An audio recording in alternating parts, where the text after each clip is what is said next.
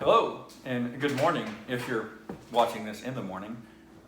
But we're glad to be with you again. We're still really sad that we can't be with you in person. We're going to continue to be at this format for at least another couple of weeks. But I'm here with Hunter today because I'm tired of you guys just seeing my face and just hearing my voice. We're trying to switch it up, do different things. Last week it was me, Bear, and Adam together. This week Hunter's going to join us, and we're going to walk through the story of God's covenant with Abraham, and then Abraham and Isaac, and that whole story, because it's really crucial to our faith, and it's really crucial to our story. So we're going to walk through that. If you're following along through Core 52, which I hope you are, it hits on this Abraham and Isaac story, this Abraham and God story. That's what we're going to do this week. So we're just going to start by jumping in to the story. And we're going to start in Genesis chapter 15. And in Genesis chapter 15, God is making these promises to Abraham. He's telling Abraham these things he's going to give him, this nation he's going to give him, this child he's going to give him. And it says Abraham, at this time he's Abram, but it says that he believed him. It said he believed him and it was credited to him as righteousness. But even though he believed him, he was still a little skeptical. He still didn't know, God, how is this going to work? You know, you ever have something that just like, man, this sounds too good to be true. I'm not sure if it's going to happen. I kind of had one of those moments about nine months ago when me and my wife got married, and I'm standing up there on the aisle and I'm waiting for her to come. I was like, I know she's getting ready to make this promise to me. She's going to spend the rest of her life with me, but it kind of sounds too good to be true. She's really going to walk down that aisle. Is this really going to happen? But sometimes in life you have stuff and you're like, is this real? So it says in verse 8 of Genesis chapter 15, it says, but Abraham said, Sovereign Lord, how can I know that I'll gain possession? He said, how can I know that this is real? So the Lord said to him, bring me a heifer, a goat, and a ram, each 3 years old, along with the dove and a young pigeon. I heard one preacher sometimes say that sounds more like a witchcraft shopping list. But it says, if you knew what was going on at the time, these were things that were needed to make a contract, to make a covenant, to make a binding covenant. If you think today, if you're going into the bank to sign papers on a loan or a mortgage, and they're going to tell you, hey, bring a blue or black pen and a piece of paper because that's what you're going to need to sign this. That's kind of what's going on here. He's saying, bring the stuff you need to make a covenant with me. Abraham brought all of these things to him, cut them into, arranged the halves opposite of each other. The birds, however, he did not cut in half. Then birds of prey came down on the carcasses, but Abraham drove them away. As the sun was setting, Abraham fell into a deep sleep, and a thick and dreadful darkness came over him. And then the Lord said to him, know for certain that for 400 years your descendants will be strangers in a country not their own, and that they will be enslaved and mistreated there. But I will punish the nation that they serve as slaves, and afterwards they will come out with great possessions. You, however, will go to your ancestors in peace and be buried at a good old age. In the 4th generation your descendants will come back here, for the sin of the Amorites have not reached its full measure. When the sun had set and darkness had fallen, a smoking fire pot and a blazing torch appeared and passed between the pieces. On that day the Lord made a covenant with Abraham and said, to your descendants I will give this land from the Wadi of Egypt to the great river, the Euphrates, the land of the Kenites, the Kizanites, the Kadamites, the Hittites, the Perizzites, the Rephaites, the Amorites, the Canaanites, Girgashites, and Jebusites. If you notice, if you knew anything about contracts in the Old Testament, this is how it would work. You would get these animals, you would cut them in half, you would put them on opposite sides of you, and then you and the guy you were making a covenant with would walk through them. It was symbolic of two reasons. First of all, it symbolized a blood covenant, meaning that this was serious business. It also symbolized that if you were to break this covenant, the same fate that awaited the animals would await you. You could be killed for breaking the covenant. And so you would do that. You would cut the animals up. You would put them on either sides, and then you and whoever you were making this would walk through it. It's interesting, though, if you notice, Abraham doesn't walk through these animals. Abraham is asleep, and then he sees God walk through them alone. I once heard a preacher say that, well, it's no wonder Abraham didn't walk through it. God just told him that in this covenant for 400 years, his offspring is going to be treated as slaves. He probably didn't want to make the covenant. Now, that's not true. But what is true is that God made the covenant by himself. That's significant because you have to understand Abraham was going to mess up. Abraham and his offspring weren't going to be perfect. They would break this covenant. They couldn't do it on their own. You see, when we started this study in Genesis chapter 1, you see from the very beginning God is working and God has a plan. And here this is just another crucial point where you see God does have a plan, God is working, and God's going to carry out his plan regardless of how much we mess up. And that's what's significant about Abraham sleeping while God is working. God says, I'm going to make this regardless of what you do, regardless of your actions. This covenant that I'm making with you, it doesn't hinge on you. It hinges on me and what I'm going to do. It hinges on my plan. We have to understand God's plan and our plan can be different sometimes. And God's plan is not always the same as our plan. And we have to understand that. And what God does here in Genesis chapter 15 is he invites Abraham to be a part of his plan. He says, look, I'm going to work, I'm going to do this stuff, and I want you to do it with me. Now, it doesn't hinge on what you do, but I'm going to invite you into this story, into this covenant that I'm making. Sometimes I think we get it twisted. I think sometimes we invite God into our plan. We say, hey, listen, God, I've mapped out my life, and I want to do this, this, and this. Will you come help me with it? And we invite God into our plan. That's not how this works. No, God invites us into his plan. And you're going to see further on in the story that our plan and God's plan, they're not always the same thing. That sometimes God's plan calls us to do stuff that's maybe contradictory to what we want to do. And that's what Hunter's going to elaborate on a little bit with this story of Abraham and Isaac as the story continues. And I think you're right, Cody, on I've never heard that before. On God inviting us into his plan. I think you're absolutely 100% right on that, and you can't run from it. And whenever somebody makes a statement about you can't run from God, it reminds me of a story when I was a little boy, and in my on-rear days, I was out in the yard and I was causing trouble, and I was my dad, being 55 years older than me, obviously as a little boy I was a lot faster than he was. But he scolded me and told me that he was going to spank me, and I said, well, you ain't fast enough to catch me. So I took off running across the yard. Next thing I know, this heavy foam cord ball bat just smokes me right in the back of the neck from across the yard. And that's kind of the story that I get whenever somebody says you can't run from God, because even though God can't physically, touch you, he's going to find ways to get you, just like my dad found a way to get me with a ball bat because he couldn't catch me on foot.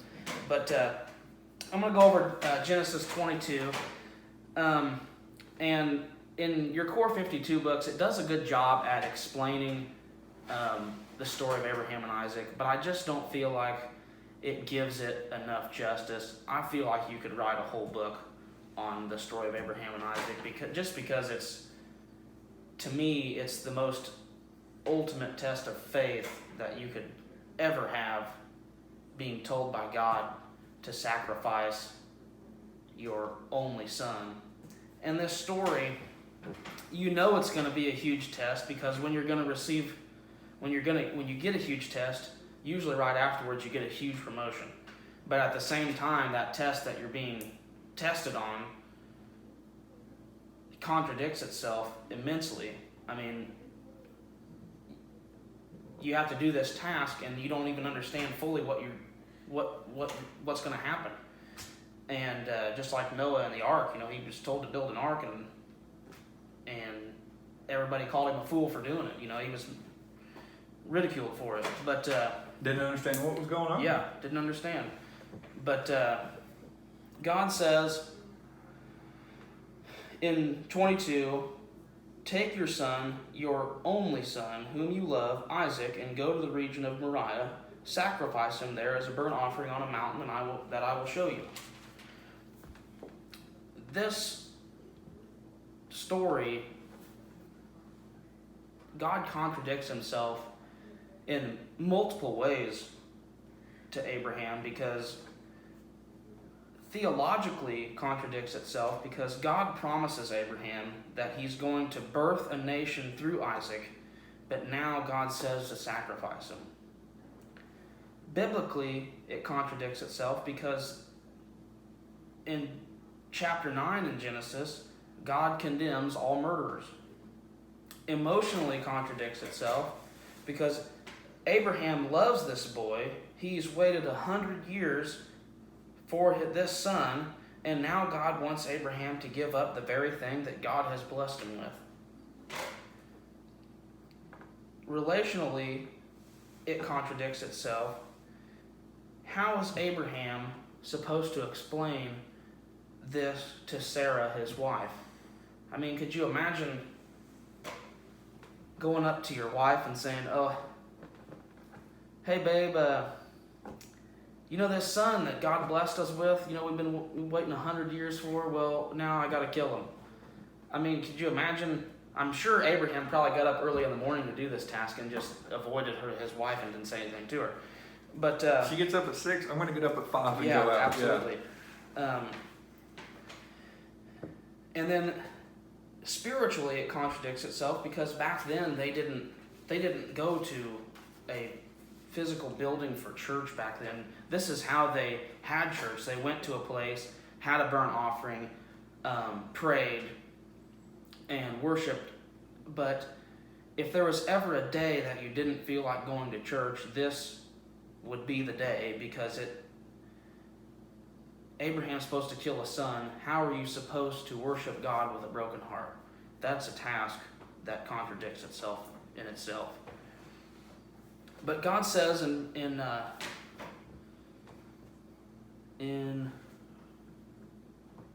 verse 2, God says in verse 2, "Go to the region of Moriah, sacrifice him there as a burnt offering on a mountain, and I'll show you." So God's saying to Abraham, get up and get going, show me that you're started, and then I will give you the details. And then it goes on, early the next morning, Abraham got up and loaded his donkey. He took with him 2 of his servants and his son Isaac. When he had cut enough wood for the burnt offering, he set out for the place God had told him about. Now, remember, we're going to go with verse 4, and I want you to remember verse 4 after I read it, because I'm going to go back to that at the end. Verse 4 says, "On the 3rd day, Abraham looked up and saw the place in the distance. He said to his servants, 'Stay here with the donkey while I and the boy go over there. We will worship, and then we will come back to you.' Abraham firmly believed Isaac would come back with him to return to his servants. He had that much faith in God. He had so much faith in God that he knew God would resurrect Isaac from the dead after a burnt sacrifice. And it goes on. Abraham took the wood for the burnt offering and placed it on his son Isaac, and he himself carried the fire and the knife. As the 2 of them went on together, Isaac spoke up and said to his father, 'Abraham.' 'Yes, my son,' Abraham replied. 'The fire and the wood are here, but where is the lamb for the burnt offering?'" So he's basically saying, "Hey, Pop, so how come every time we go up here, we kill a lamb, but this time we don't have one?" And Abraham replies, and I don't feel like Abraham fully lied to Isaac about this, but I don't feel like he gave him the full truth either, because Abraham replies and says, "God himself will provide the lamb for the burnt offering, my son," and the 2 of them went on together. Abraham probably told his son that, not as, he told his son, he was being truthful when he told his son that, but could you imagine a 100-year-old man trying to chase down a teenager after he says, "Well, I'm going to burn you"? I mean, I'm sorry, but if Mike said that to me when I was a teenager, I'm gone. He'd be getting a baseball bat to get He'd have to get a baseball bat to get me down. But, so it goes on, and it says, "When they reached the place God had told him about, Abraham built an altar there and arranged the wood on it. He bound his son Isaac and laid him on the altar, on top of the wood. Then he reached out his hand and took the knife to slay his son. But the angel of the Lord," which is Jesus in the Old Testament, is called the angel of the Lord. He's not been born yet. "Called out to him from heaven, 'Abraham, Abraham.' You know something's important going to happen because he calls his name twice. Every other time he's called out from Abraham, he just says once, Abraham. Here I am, he replied. Do not lay a hand on that boy, he said. Do not do anything to him. Now I know that you fear God because you have not held from me your son and your only son. Abraham looked up, and there in a thicket he saw a ram caught by the horns. He went over and took the ram and sacrificed it as a burnt offering instead of his only son. So Abraham called that place, the Lord will provide, which means, he called it Jehovah Jireh, and that's what it means. The Lord will provide. On the mountain, still to this day, it still says that. The angel of the Lord called to Abraham from heaven a second time and said, I swear by myself. See, every other time, every other time. Not supposed to touch your face. I know. And we're 6 feet. Yeah. But every other time, God is promising Abraham.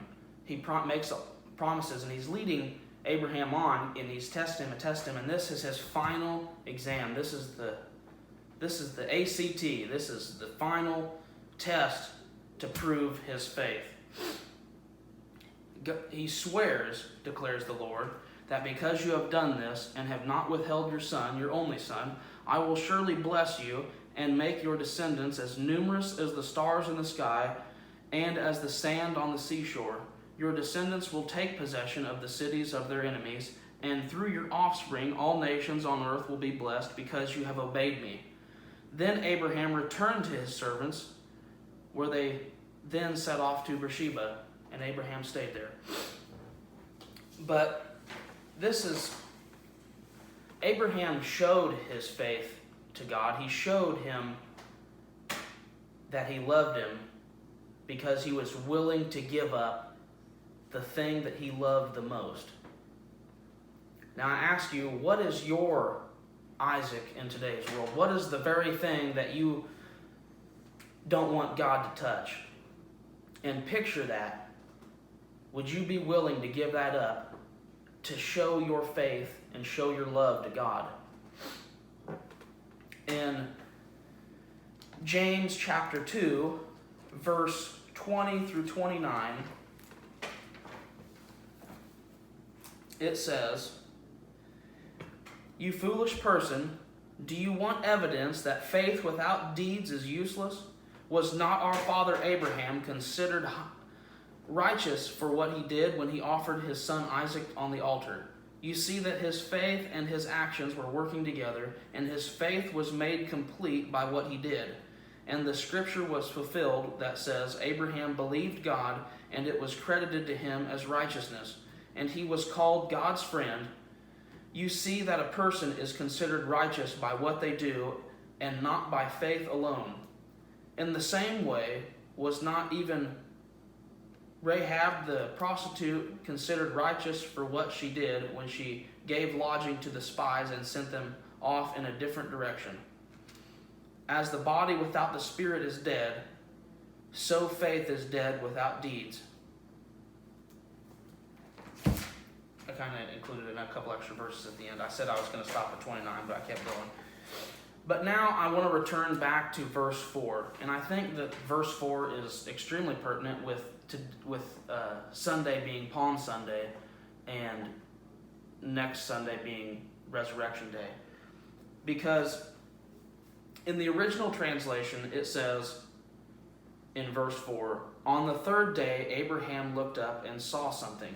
And now it says in mine that, mine's NIV, if I remember right. Yeah, mine's NIV. But it says in 4, on the third day, Abraham looked up and saw the place in the distance. But in the original translation, it says that he just saw something, and it doesn't say what. Now, we go to John chapter 8, verse 56, and John chapter 8, verse 56 says, Your father Abraham rejoiced at the thought of seeing my day. He saw my day and was glad. Jesus in the New Testament tells you what Abraham saw in the Old Testament on his way to kill Isaac. What the Bible doesn't tell you is that Mount Jehovah Jireh is located only a few hundred yards from Golgotha, or Mount Calvary. Abraham was on his way to slay his son, his only son, and saw Jesus before he was even born on Mount Calvary. Even when you're on such a big task like that, Abraham fixed his eyes on Jesus and continued the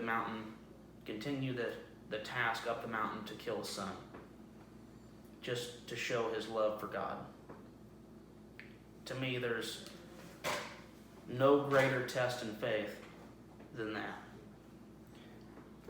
Absolutely, and it's interesting, you have to note, I mean, he had his eyes fixed upon Jesus. He had his eyes fixed upon what was coming on God's plan that he didn't even understand fully.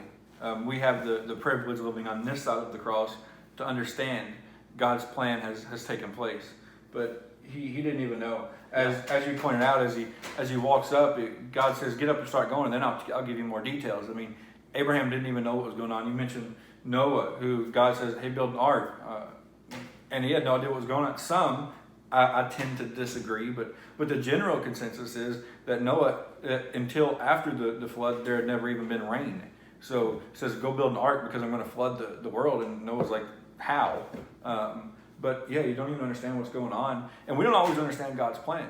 And sometimes, as you point out, the contradictions, we should know, first of all, that, I mean, those contradictions work themselves out. That God doesn't continue to contradict himself. That those worked themselves out and didn't follow through with the contradictions. But at the time, when you're being tested, when you're in the middle of that, I mean, you're going to be asked to do things that are contradictory to what you want to do. That are, you know, I can guarantee you that Abraham did not want to kill Isaac. That God's plan at that moment contradicted what Abraham wanted to do. And it's interesting as we walk through life, as we walk through our own situations, our own journey, sometimes we're tested in ways that contradict what we want. Other times we're even called to do things that just contradict what we want to do. God's plan sometimes will contradict your plan. God's plan sometimes will call you to do things you don't want to do. You look at this story, you look at the story of Noah. I'm sure, we're not specifically told this, but I'm sure Noah wasn't thrilled about building an ark. I'm sure he didn't think, oh yeah, let's get the axe, go cook the wood, let's spend years building this ark, let's do it. I'm sure it wasn't, he's like, oh really, I got to do all this? I mean, he did it. Yeah, credit to him. And the animals are just going to show up and load themselves on the ark. Yeah, now go find 2 of each animal. I mean, I'm sure it's not something that he wanted to do, but it was God's plan. He was told to do it, and he did it. The point being that sometimes following God's plan means that you're not following your plan. It means giving up your plan. Giving up, as Hunter said, giving up your Isaac to follow God's plan. So throughout these next few weeks, really throughout the rest of your life, but especially throughout these next few weeks, I want to encourage you to follow God's plan. Even at times when that contradicts what you want. Even if that means giving up some things that you've held dear, as you see with Isaac, it's something that Abraham had worked for, wanted for, prayed for, begged for 100 years.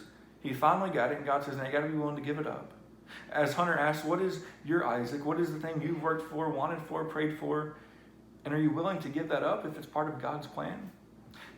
We're not always so good about this. Sometimes I catch myself and I ask myself, what is it that I've wanted so bad? What is it that maybe gets in the way? What is it that becomes an idol? And are you willing to give it up to work with God? Friends, just remember that sometimes God's plan contradicts your plan. And remember that God's plan is always better than your plan. And it's so easy to follow God's plan when, as Hunter pointed out, you fix your eyes on Jesus. When you stand there and you look at that place, when you stand there and you stare at the cross and you stare at what Jesus did for you, it becomes easier. That's the only way. I don't know that it just becomes easier. I think that's the only way you could give up what you want to follow Jesus. Otherwise, you'll continue to ask yourself, why am I doing this? You're doing it because of the cross, because of what Jesus did for you. Now you have to be willing to give up your life, to give up the things you love, to follow God's plan. It's not always going to be easy, But if you fix your eyes on Jesus, you can do it. Friends, we want to thank you for joining us and listening to us. We will be back with you next week, Easter Sunday, back on an online format. We can't wait for the day where we can meet together in person again. But for now, we love you and continue to stay safe.